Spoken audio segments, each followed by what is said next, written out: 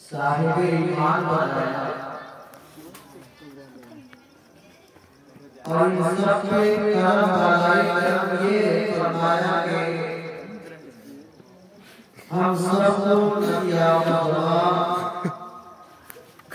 जनाब मुहम्मद रसूलुल्लाह सल्लल्लाहु अलैहि वसल्लम की प्यारी उम्मत में पैदा फरमा कर दुनिया की हर तरह की नेमतें लाजवाब से माला माल कर दिया।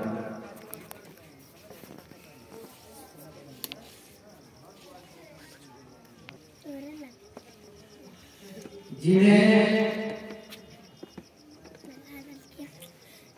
अल्लाह ताला ने अपने अव्वल व आखिर नबी आकाए आलम सल्लल्लाहु अलैहि वसल्लम की प्यारी उम्मत में हमें पैदा फरमाया। दुनिया के अंदर 1 लाख या 2,24,000 कमोबेश प्यारे किराम तशरीफ लाए, लेकिन तमाम उम्मतों में सबसे अफजल व आला अगर कोई उम्मत है तो मुस्तफा जाने आमिर सल्लल्लाहु अलैहि वसल्लम की प्यारी उम्मत है।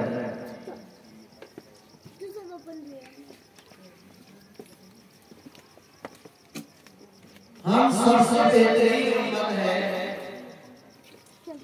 रब तबारक व तआला अपने महबूब से फरमा रहा है, ए मेरे महबूब आप फरमा दीजिए क्या तुम ये चाहते हो कि अल्लाह ताला तुमसे राजी है, तुमसे मोहब्बत करे, तो तुम फर्क आप फरमा दीजिए कि मेरी इत्तिबा करो, मेरी पैरवी करो। यानी जैसे मैं इबादत करता हूँ तुम भी करो। यानी पूरी तौर से प्यारे आका सल्लल्लाहु अलैहि वसल्लम के तरीके को अपने अंदर समेट करके जमा कर ले और उसके मुताबिक अपनी जिंदगी को गुजारे। युहदिकुमुल्लाह, फिर अल्लाह आपसे मोहब्बत करेगा। बात नहीं समझ में आई?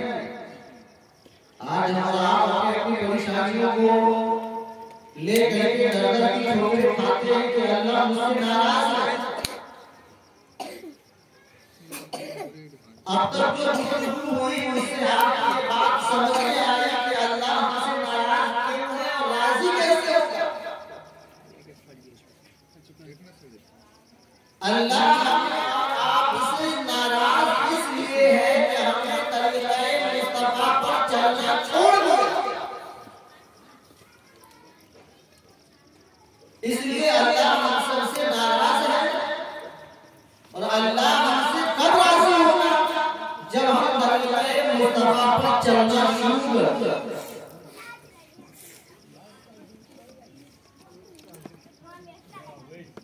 जैसे एक नमाज की, ये नमाज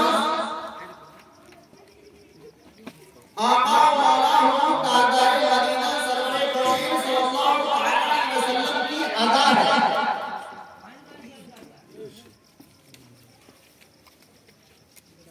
क्या है? अदा है। जब आदमी हालत नमाज में होता तो अहमद की अलीफ नजर आता, हालत रुकू में होता है तो अहमद की हा नजर आता, हालत सजदा में होता है तो अहमद की मीम नजर आता।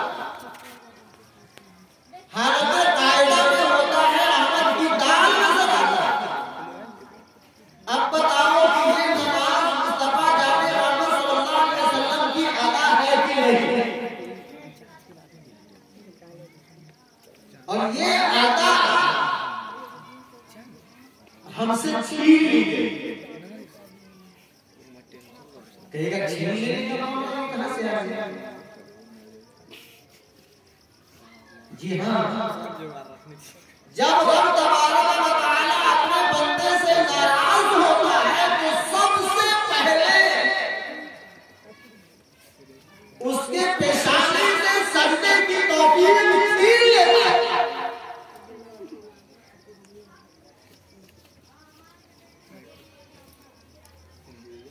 अब हम सजदा नहीं कर रहे हैं, हमें एहसास होना चाहिए कि आखिर हमें सजदे की तौफीक हो क्यों नहीं रही? हमारे पास नमाज पढ़ने की मोहलत क्यों नहीं मिल रही है? मस्जिद को आबाद करने की हमारे पास फुर्सत क्यों नहीं है? वजह यही है कि रब तबारक व तआला हमसे और आपसे नाराज हो चुका है।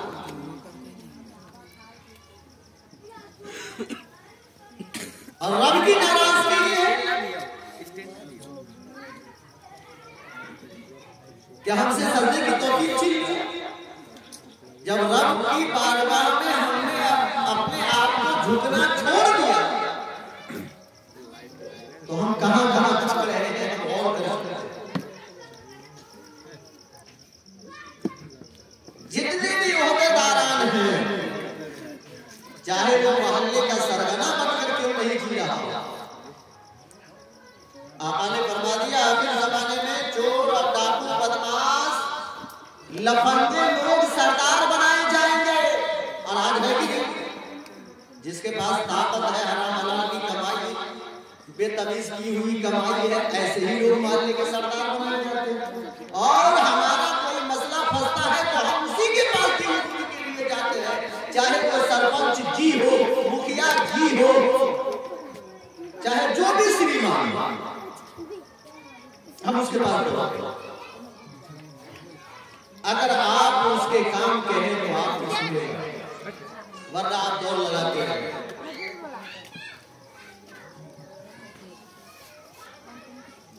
पता ये चला कि जो सर खुदा की बारगाह में नहीं झुकता वो ऐरे गैरे लट्टू गैरे सबों के सामने झुकता, और जो सर अल्लाह की बारगाह में झुकता है, अल्लाह तबारक व तआला उस सर को इतना बुलंद फरमा देता है, इतना बुलंद फरमा देता है कि सारी बुलंदियां झुक करके उस सर की बुलंदी को सलाम करती है, जो सर खुदा की बारगाह।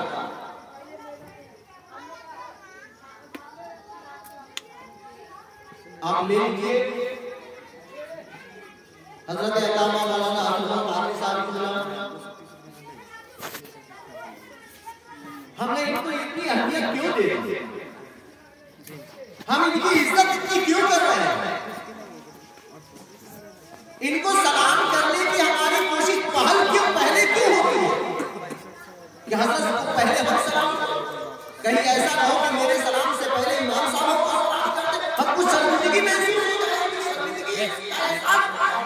कि एक इमाम साहब एक आम आदमी को सलाम कर रहे हैं, हमारा इज्जत हो जाएगा। इसलिए हम पहली कोशिश करते हैं कि इमाम साहब को सलाम करें, अल्लाह साहब को पहले सलाम करें। आखिर ये वजह क्या है? दुनिया इनको सलाम कर रही है, दुनिया हमें सलाम कर रही है, दुनिया नमाज़ी को सलाम करती नजर आ रही है। इसलिए रब तबारक व तआला का फैसला है कि जो सब अल्लाह की बारगाह में पाबंदी के साथ झुके, उसे किसी और के सामने झुकने नहीं दिखता, दुनिया उसे सलाम करेगी। वो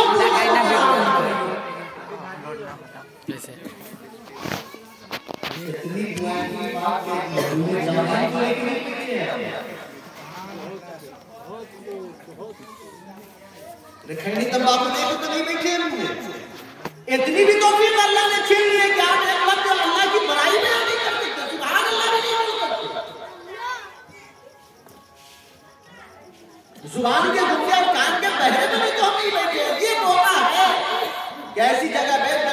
उसकी बड़ाई को बयान करे।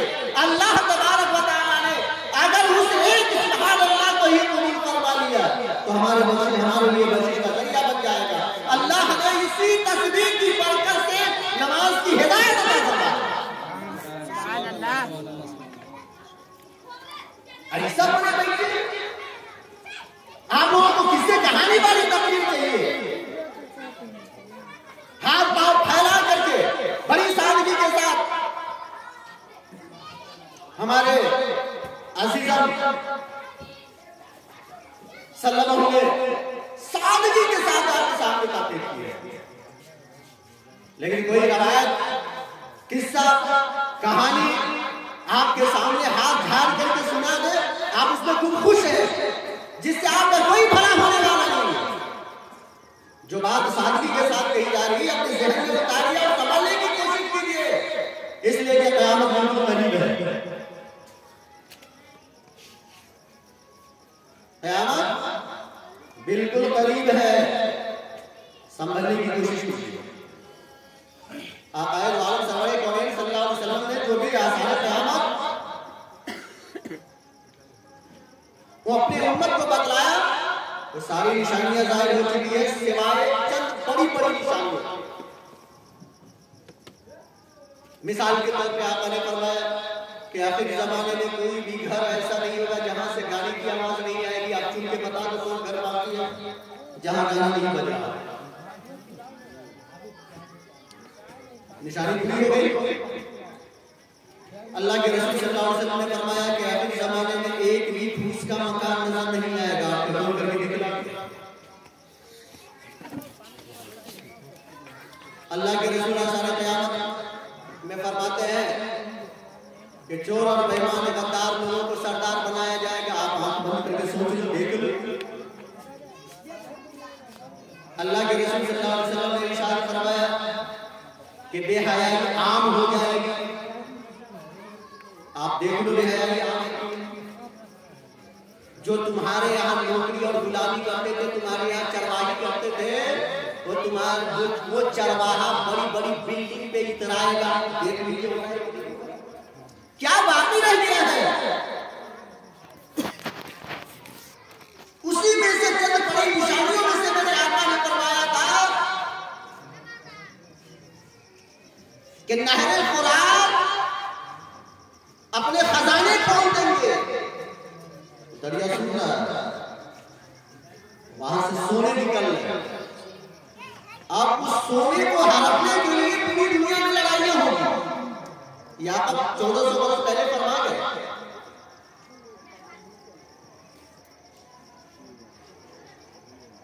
कहा मुल्के अरब में जहां से इस्लाम फैला था वहां फिर बुतों की पूजा शुरू हो जाएगी। हो गया, मंदिर बन चुका। बड़े साहब गए थे, उद्घाटन में शामिल हुए, निशानियां पूरी हो गई। क्या बाकी रह गया है क्या बताने में? अब तजर्बाकार लोग अपना प्रयास लगाते हैं इन तमाम निशानियों को पूरे होते हुए देख करके वो अपना अनुमान लगाते हैं कि सन 2027 से लेकर के 30 तक सैयदना इमाम मेहदी का नुज़ूल हो जाए।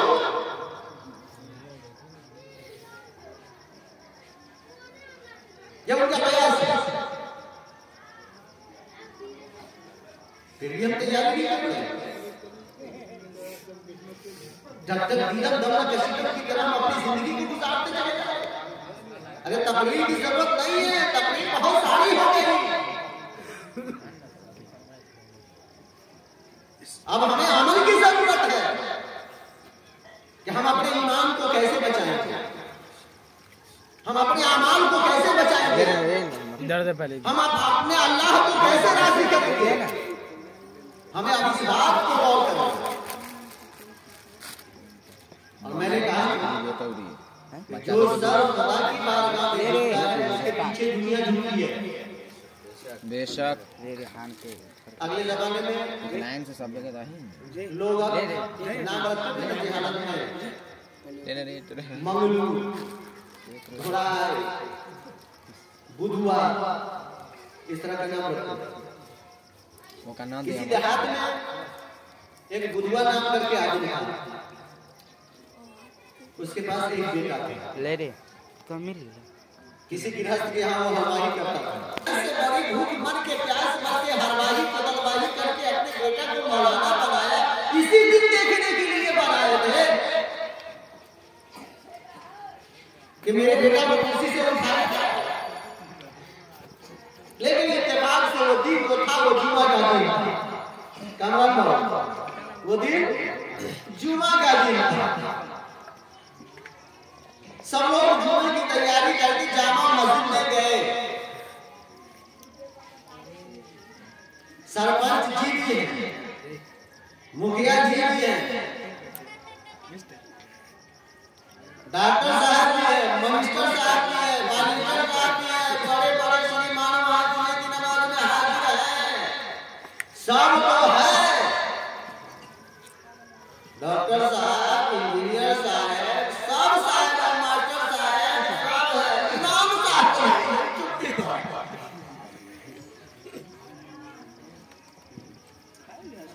वो छुट्टी पर आया, लेकिन जुम्मा का दिन इतना बड़ा हो गया होगा। मेरे बेटे को कैसे सब उठा दिया है, वहाँ से उठिए, वहाँ से उठिए, वहाँ से उठिए। हमारा बेटा हाथ बांध के खड़ा हुआ है के सामने। हम अपने बेटा को डॉक्टर बनाए होते का हम बेटा को कुर्सी मिलता। शिकस्ता दी है। एक कांटा एक पड़ गया। क्या भाई जमात का टाइम हो चुका है, खुतबे का टाइम हो चुका है, इमाम साहब का। आप तो देख भी करते हैं, आजकल के जमाने में होता है कि 5 मिनट खुद ले जाएगा, कोई बात नहीं। 1 मिनट अगर इमाम साहब गायब है,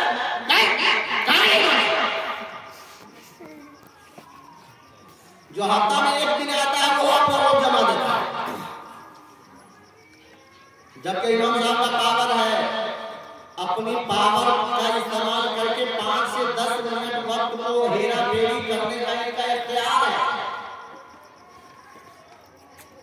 लेकिन बर्दाश्त नहीं करते। लोगों ने कहा कि इमाम साहब का हाँ इमाम साहब तो बगैर बताए चले जुमा को पढ़ाए। सब अब गर्दन उठा करके देख रहा है, कोई पीछे देख रहा है, कोई दाएं देख रहा है, बाएं देख रहा है।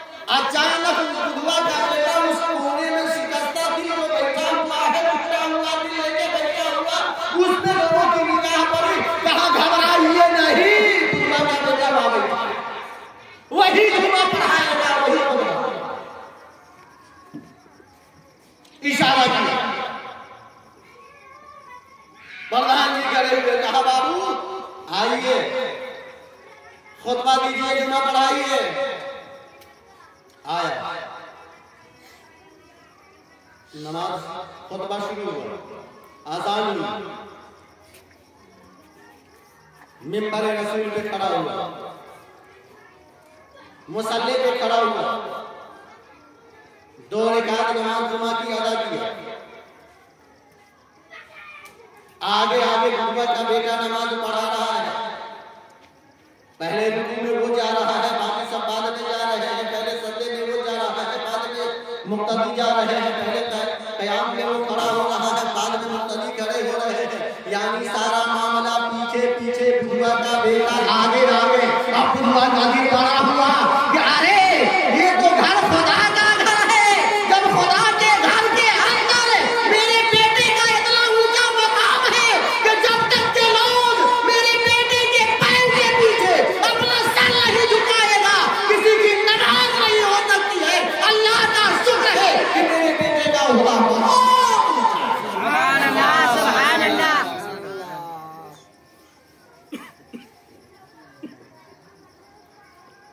लेकिन हम नहीं समझते कि बेटे को हम आलिम बनाएंगे तो क्या होगा। ये हमारे छोटे छोटे बच्चे हैं, इल्ला माशाअल्लाह, अल्लाह तबारक व तआला दारुल उलूम अहमदिया को रोज बरोज तरक्की अता फरमाए के काबिल उस्ताद बन चुके हैं। समेट लीजिए, समेट लीजिए, जो हासिल करना है कर लीजिए। सीएटी कैट कैट माने बिल्ली, आरएटी रैट रैट माने चूहा, डीओजी डॉग डॉग माने कुत्ता,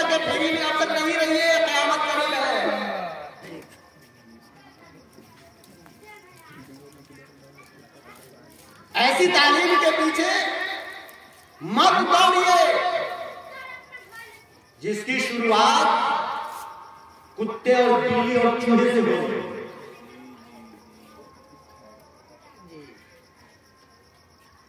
शुरुआत अपने बच्चों की तालीम का अल्लाह के नाम से कीजिए, बिस्मिल्लाह से कीजिए। जब बेटा आपका कुरान पढ़ ले, इतना पढ़ ले कि अपना मसला किताब से खुद खोल करके निकाल सके, इतनी तालीम होनी चाहिए। लेकिन वो माँ के गोद से निकला और माँ उंगली पकड़ा करके उसके कॉमर्स में पहुंचा रही है, कॉन्वेंट में पहुंचा रही है। आज के डेट में आप किसी भी नौजवान जिसने मदरसे का शब्द नहीं देखा है, आप उससे पूछ लीजिए कि आज 4 आसमानी किताबों के नाम बतलाइए, फेस पे सो जाएगा। 4 बड़े फरिश्ते का नाम बताइए, फेस पे सो जाएगा, उसको मालूम ही नहीं है। कहा सब कुछ तो जानते हो, पहला कलमा जरा सुना तो मालूम नहीं है। जब उसे कलमे नहीं मालूम है तो उसके पास ईमान क्या होगा? और जिसके पास ईमान नहीं है वो माँ बाप का सम्मान क्या करेगा? इसलिए अगर आप चाहते हैं ये बच्चा हमें दुनिया में भी काम आए और ये बच्चा मेरे मरने के बाद, मौलवी साहब को अगरबत्ती दिखा मस्जिद में जलेबे न कर, जाओ उधर ना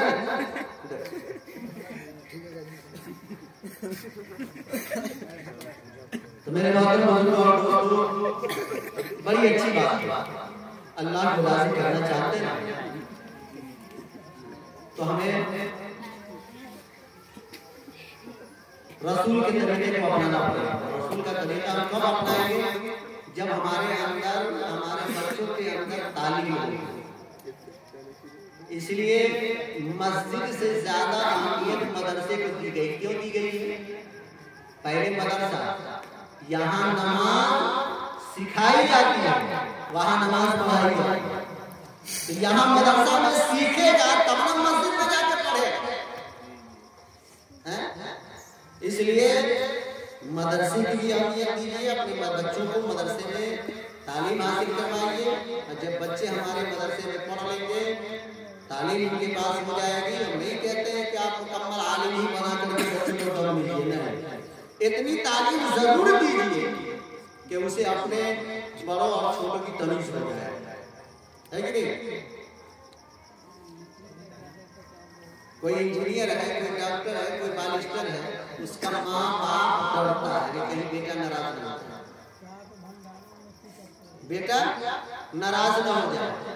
बेटे से माँ बाप डरते हुए नजर आ रहे हैं। लेकिन अगर उसी जगह किसी का बेटा आलिम है तो माँ बाप, आलिम बेटा से माँ बाप नहीं डर रहा है, बल्कि आलिम बेटा डर रहा है कि कहीं माँ बाप मुझसे नाराज ना हो जाए। क्यों? इसलिए कि माँ बाप की जो अहमियत है, माँ बाप का जो मर्तबा है, उस आलिम बेटे को मालूम है। इसलिए आलिम बेटा माँ बाप की नाराजगी से डरता हुआ नजर आ रहा है। लेकिन उसी जगह अगर किसी ने इंजीनियर की तालीम हासिल की है, डॉक्टरी की तालीम हासिल की है, वो सिर्फ मास्टर बना हुआ है, उसने इस्लाम की तालीम हासिल नहीं की, तो इंजीनियर बनेगा, अपने बीवी बच्चों को ले जाकर के परदेश में रहेगा। और एक बात, ये तजर्बे की बात है और देखने की बात है, मदरसे में पढ़ने वाले जितने भी बच्चे हैं, उसका माँ बाप गरीब है, और वृद्धाश्रम में रहने वाले जितने भी बूढ़े और बूढ़ी हैं, उसका बेटा अमीर है। वृद्धाश्रम में अमीर के बाप होते हैं, वहां कोई गरीब का माँ बाप वृद्धाश्रम नहीं रहा। किसी का बेटा इंजीनियर है, किसी का बेटा डॉक्टर है, किसी का बेटा अपने अपने ऊंचे ओहदे पर है। उसको इतनी फुर्सत नहीं है कि माँ बाप की खिदमत कर सके, अपने बीवी बच्चों को लेकर के वो अमेरिका में रह रहा है। माँ बाप कहाँ जाएगा? तो माँ बाप को वृद्धाश्रम में देते। ये एक आलिम ऐसा नहीं करता। आलिम जो दर्द दे रहा हो कि तुम अपने साथ माँ बाप को मत रखो, बल्कि तुम माँ बाप के साथ रहो। अपने साथ माँ बाप को मत रखो, तुम माँ बाप के साथ रहो। पता क्या चला कि हमारे अब्बा हुजूर अम्मी जान ये चाहती है कि हम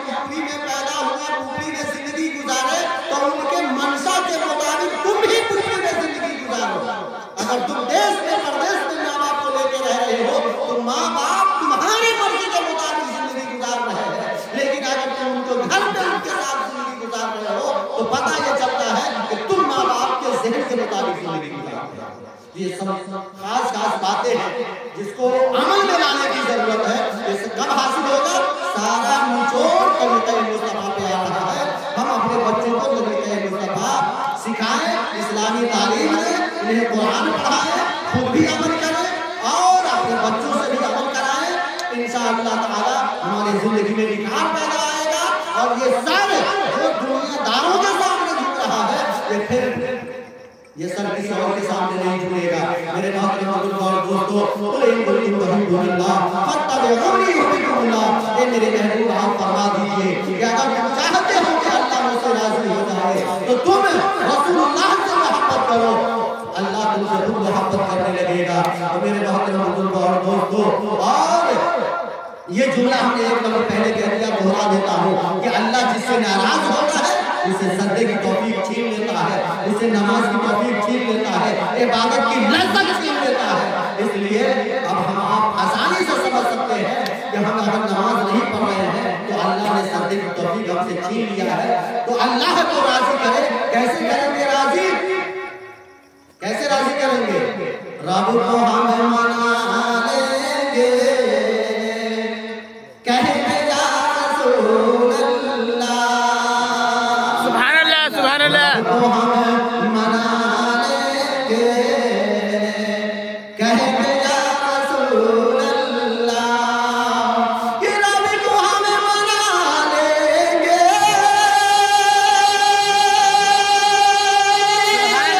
कहेंगे या रसूल अल्लाह,